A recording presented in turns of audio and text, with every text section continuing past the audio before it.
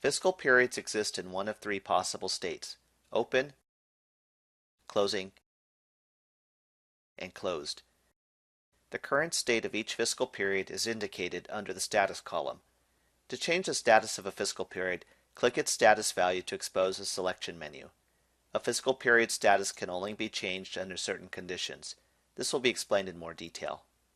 Open status means the BudgetEngine spreadsheet for that fiscal period receives data directly from the HR and bank loan modules. This process is fully automated and occurs without additional user interaction. As part of the process to close the company's books for a fiscal period, an administrator can click the period status entry to move the fiscal period into a closing state. When a BudgetEngine fiscal period is changed to closing, data is no longer automatically written to the spreadsheet from the data modules. Any changes to data must be performed within the spreadsheet itself. After a fiscal period has been moved from its open status to closing or closed, it cannot be returned back to its original open state.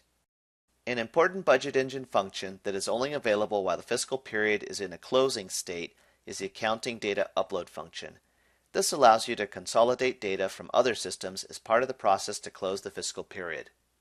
Finally, after all changes to data have been made and the books closed for a fiscal period, you can move a closing fiscal period to a closed state.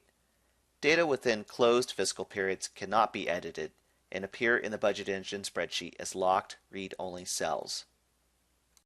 It is possible to place multiple fiscal periods into a closing state at once. However, you can only move closing fiscal periods to closed status one at a time, starting with the earliest closing period.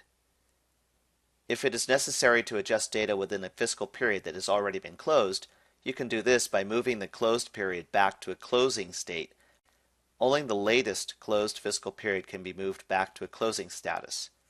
If you need to modify the data of an earlier closed period, you must work backward and sequentially unclose each period until you are able to unlock the required fiscal period.